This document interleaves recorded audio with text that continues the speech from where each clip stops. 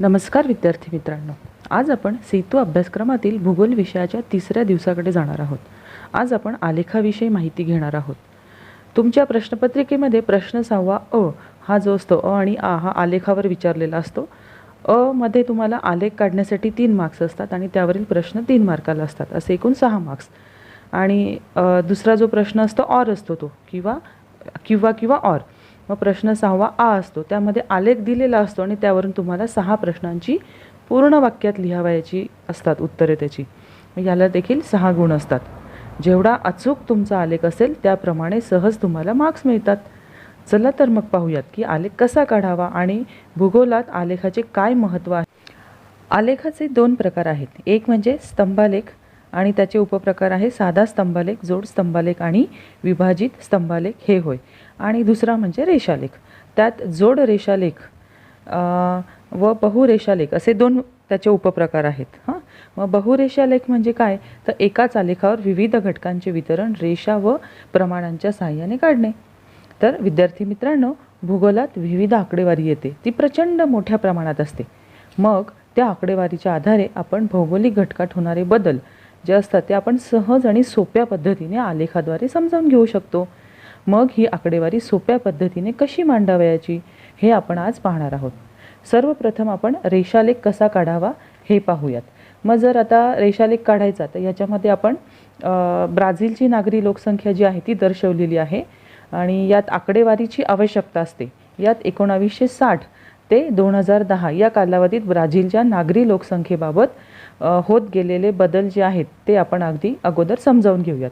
तर 1960 साली 47.1 एवढी लोकसंख्या त्या ठिकाणी होती टक्केवारीमध्ये. त्यानंतर 1970 साली 56.8%, 1980 साली 66%, 1990 साली 74.6%, 2000 साली 81.5%, 2010 साली 84.6%.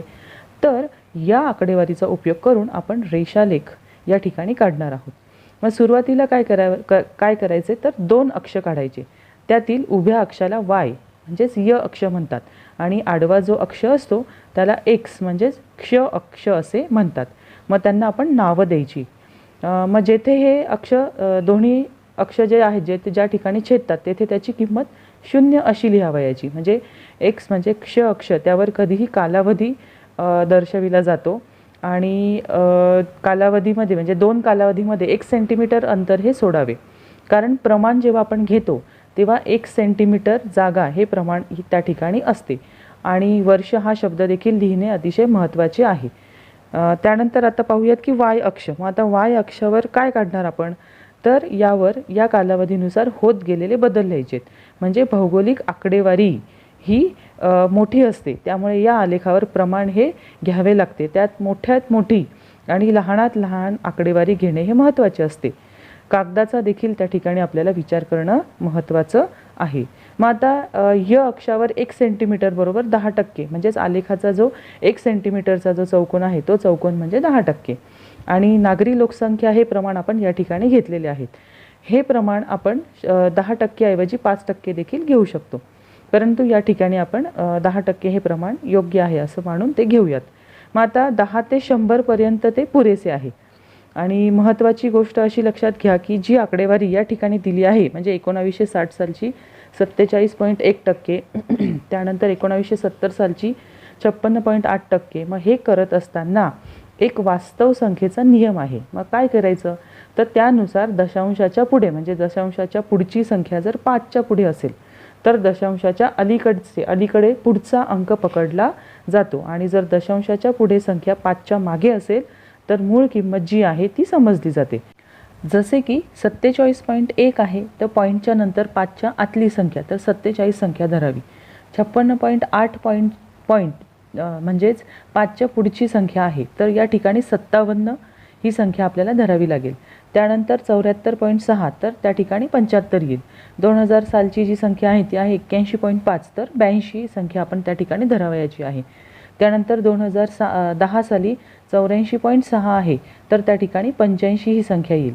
म्हणजे एकच लक्षात ठेवा की 5च्या आतील संख्या जेव्हा असेल तर आहे तीच आकडेवारी पकडा आणि जर दशांशाच्या नंतर 5च्या पुढच्या संख्या असतील तर पुढचा अंक त्यामध्ये धरावयाचा आहे. म्हणजे जसे की 81.5 आहे तर 82 पकडा. मग आता आलेखाखाली आता आपण आलेखाला सुरुवात करूयात. मग काय करायचं तर प्रत्यक्ष बिंदू निश्चित करायचे. म्हणजे 1960 सालची लोकसंख्या आहे तर 47.1 म्हणजे 47. हां, आता बघा की 40च्या वर 7 mm एवढं आपल्याला घ्यावयाचं आहे म्हणजे 47. म्हणजे 1 सेंटीमीटर बरोबर 10%, म्हणजे 10 मिलीमीटरचा 1 सेंटीमीटर होतो. म्हणजेच 1 सेंटीमीटर म्हणजे त्यात जे काही 10 छोटे छोटे चौकोन आहेत ते म्हणजे 1 mmचे म्हणजे मिलीमीटरचे आहेत. 40 आणि 7 या ठिकाणी बिंदू ठेवून द्यावा. त्यानंतर त्या 1970 सालची संख्या जी आहे ती 56.8 म्हणजे 57, म्हणजे 50च्या वर 7 रेषा त्या ठिकाणी आपण धरावयाच्या आहे आणि त्या ठिकाणी बिंदू नोट डाऊन करायचा तो तिथे. 1980 साली 66% आहे. मग 60च्या वर 6 रेषा. 1990 74.6 म्हणजे 75 त्या ठिकाणी करायचं आहे म्हणजे 70च्या वर 5 mm. त्यानंतर 2000 सालची जर बघितली आपण तर 81.5 म्हणजे 82 येईल त्या ठिकाणी. आणि 2010 सालची जी लोकसंख्या आहे ती 84.6 म्हणजेच 85, म्हणजे 80च्या वर 5 बिंदू निश्चित झाले की मग अशा पद्धतीने हे सगळे बिंदू निश्चित झाले की मोजपट्टीच्या साहाय्याने हे जोडावे. हाताने जोडू नयेत, म्हणजे मोजपट्टीचाच वापर यासाठी तुम्ही करावयाचा आहे. मग या पद्धतीने आपला रेषालेख हा तयार होतो. परीक्षेमध्ये प्रश्न 6 अ जो असतो त्यामध्ये आलेखावरून काही प्रश्न विचारले जातात. म्हणजे आलेख काढणे 3 गुणांना आणि 3 गुण प्रश्नांच्या उत्तरासाठी. त्यामुळे आलेख जो आहे तो तुम्ही अचूक काढावयाचा आहे. मग आता पहिला प्रश्न काय आहे तर की त्यांनी विचारलेलं आहे की आकडेवारीमध्ये म्हणजे वर्षांतर किती आहे. हां, तर वर्षांतर जर आपण बघितलं तर एकूण आकडेवारीमध्ये आपल्याला 10 वर्ष असा त्यांच्यामध्ये वर्षांतर दिसून येतं, वर्षांमध्ये असलेलं अंतर. त्यानंतर कोणत्या काळात नागरीकरण वेगाने झालेले दिसते. जर आपण आलेख नीट बघितला तर 1960 ते 70 या कालावधीमध्ये नागरीकरण जे आहे ते ब्राझीलमधलं मोठ्या म्हणजे वेगाने झालेलं आपल्याला दिसून येतं. त्यानंतर आलेखाचे विश्लेषण करणारी 5 वाक्ये लिहा. तर विश्लेषण करणारी वाक्य कुठली आहेत तर ब्राझीलच्या नागरी लोकसंख्येत सातत्याने वाढ झालेली आपल्याला दिसून येते. जर तुम्ही आलेख नीट बघितला तर त्या पद्धतीने आपल्याला दिसून येतं. त्यानंतर 1960 ते 70 या दशकात ब्राझीलमधील नागरी लोकसंख्या जलद गतीने म्हणजे 9.7% वाढलेली दिसून येते. 2000 ते 2010 या दशकात येथील नागरी लोकसंख्या ही कमी गतीने म्हणजेच 3.1% वाढलेली आपल्याला दिसून येते. या कालखंड जो आहे या कालखंडात एकूण नागरी लोकसंख्येची टक्केवारी ही वाढत गेलेली असली तरी प्रत्येक दशकात नागरी लोकसंख्या वाढीचा दर हा क्रमशः घटत जाणारा आपल्याला आढळून येतो. आणि येत्या काही दशकांत ब्राझीलमधील संपूर्ण लोकसंख्या ही नागरी लोकसंख्या असेल. तर अशी विश्लेषणात्मक 5 वाक्ये आपण लिहू शकतो. तर विद्यार्थी मित्रांनो, अशा पद्धतीने परीक्षेत 6 गुण तुम्हाला जर मिळवायचे असेल तर यासाठी तुम्हाला सराव करणं हे अतिशय महत्त्वाचं आहे. या पद्धतीने आपण आज रेषालेख कसा काढावायचा ते देखील बघितलेलं आहे. आता आपण स्तंभालेख बघूयात. आता या ठिकाणी स्तंभालेखासाठी ब्राझीलमधील पर्जन्यमान दिलेलं आहे आणि त्याचे प्राकृतिक विभाग देखील दाखवलेले आहेत. आता ॲमेझॉन नदीचे खोरे, पॅराग्वे पॅराना खोरे, ब्राझील उच्चभूमी, किनारी प्रदेश हे या ठिकाणी दिलेलं आहे. मग आकडेवारीनुसार स्तंभालेख कसा काढावा ते आपण बघूयात. सर्वप्रथम डाव्या हाताला 2 सेंटीमीटर सोडून एक उभी रेषा असते, त्याला य अक्ष किंवा वाय अक्ष असे आपण संबोधूयात. हे आपण मागच्या रेषालेखामध्ये देखील पाहिलं आहे. त्यानंतर उजव्या हाताकडे म्हणजे खाली आडवी रेषा असते, तिला पण 2 सेंटीमीटर खालून सोडून त्याला एक्स अक्ष असे संबोधतात. आणि मध्यभागी जो असतो तो 0 द्यावायचा असते. आणि महत्त्वाचे म्हणजे प्रमाण. तर य अक्षावर 1 सेंटीमीटर बरोबर 200 मिलीमीटर म्हणजे वार्षिक सरासरी पर्जन्य. आणि 1 सेंटीमीटरवर मार्किंग करून त्याचं आपण घ्यावायचं आहे. आता त्यानुसार 2च्या पटीने संख्या ही वाढत जाईल. म्हणजेच 200, 400, 600, 800, 1200, 1400 म्हणजेच 2000पर्यंत हे प्रमाण आपण या ठिकाणी काढून घ्यायचं आहे.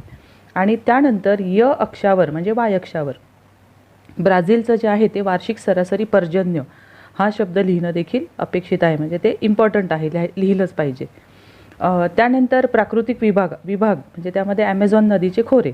2000. मग यानुसार स्तंभ जे आहेत ते आपण काढून घ्यायचे. म्हणजे ॲमेझॉन नदीचं खोरं किती आहे तर 2000 त्या ठिकाणी त्याचं आपल्याला हे दिलेली आहे हाईट वगैरे. तर आता पॅराग्वे आणि पॅराना या ठिकाणी 100 मिलीमीटर असं दिलेलं आहे. त्यानंतर पर्जन्य म्हणजेच 1400 अधिक 100. म्हणजे आणि तिसरा स्तंभ जो आहे तो ब्राझीलची उच्चभूमीचा आहे. तो 600 मिलीमीटर त्या ठिकाणी पाऊस पडतो असं त्या ठिकाणी दाखवलेलं आहे.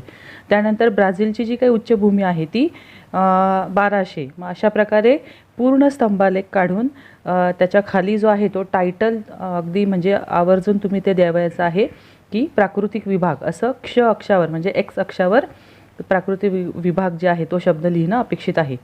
मग आता हा झाला आपला स्तंभालेख काढून पूर्ण झालेला आहे. मग आता यावर आधारित काही 3 प्रश्न तुम्हाला विचारले जातात. जसं रेषालेखावर विचारले जातात तसे स्तंभालेखावर देखील 3 प्रश्न विचारले जातात. मग आलेखासाठी 3 मार्क आणि प्रश्नांची उत्तरं तुम्ही जर नीट लिहिली तर त्याच्यासाठी 3 मार्क आहेत. तर मग या आलेखावर काय प्रश्न विचारलेले आहेत ते आपण आता बघणार आहोत. मग पहिला प्रश्न असा विचारलेला आहे की ब्राझीलमधील सर्वाधिक वार्षिक सरासरी पर्जन्याचा प्रदेश कोणता? तर स्तंभालेख जर आपण पाहिला तर सगळ्यात उंच म्हणजे ॲमेझॉन नदीचं खोरं आपल्याला त्या ठिकाणी दिसतं आहे. म्हणजेच 2000वर, हो की नाही. म्हणजे सगळ्यात उंच खोरं काय आहे? ॲमेझॉन नदीचे खोरे आहे. त्यानंतर दुसरा प्रश्न जर बघितला तर तुम्ही काढलेल्या आलेखातील क्ष अक्ष काय दर्शवितो? तर क्ष म्हणजे एक्स अक्ष आपल्याला प्राकृतिक विभाग दर्शवितो, हो की नाही. त्यानंतर तिसरा प्रश्न जो आहे तर ब्राझील उच्चभूमीतील पर्जन्याचे वर्णन करा. मग तर ते किती आहे?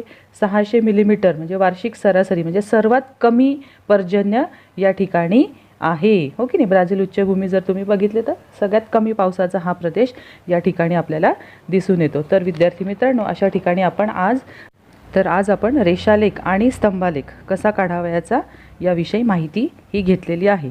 आणि पाठाच्या शेवटी तुम्हाला स्वाध्याय दिलेला असणार आहे, तो तुमच्या वहीमध्ये तुम्ही सोडवावयाचा आहे. मग त्याच्यामध्ये काही प्रश्न दिलेले आहे की सांख्यिकीय माहितीचे विश्लेषण करा, स्तंभालेख म्हणजे काय, रेषालेख म्हणजे काय. तर याविषयी तुम्ही व्यवस्थित प्रश्नांची उत्तरं ती वहीमध्ये सोडवावयाची आहे. आणि याशिवाय भारतातील आंतरराष्ट्रीय पर्यटक संख्या हा रेषालेख देखील तुम्हाला काढावयाचा आहे. त्यासाठी आणि त्यावरील प्रश्नांची उत्तरे तुमच्या वहीमध्ये लिहावायची आहे. आणि आलेख काढण्यासाठी तुम्ही आलेख पेपरचा उपयोग हा करावयाचा आहे आणि तो तुमच्या वहीमध्ये तुम्ही चिकटवायचा आहे. आणि त्यानंतर अजूनही काही प्रश्न आहेत की आलेखात कोणकोणते घटक आहेत, त्याचा उपयोग काय. तर या पद्धतीने हा जो स्वाध्याय आहे तो तुम्ही सोडवावयाचा आहे. धन्यवाद.